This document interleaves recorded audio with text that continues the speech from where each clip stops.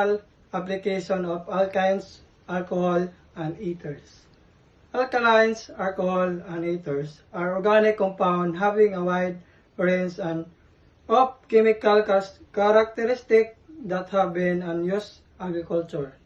These distinct properties such as reactivity, solubility, and volatility make them effective tools for improving crop productivity, pest management, and overall agricultural efficiency.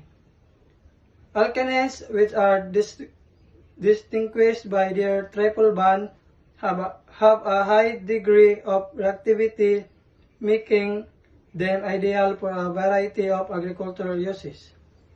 This method is particularly effective for controlling broadleaf weed in cereal crops.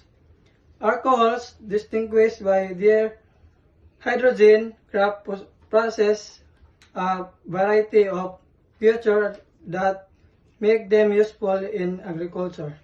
Ethanol, a simple alcohol, is commonly used as a disinfectant on agricultural equipment and surface. Its capacity to eliminate bacteria and fungi contributes to disease prevention and provides a healthy crop growth environment.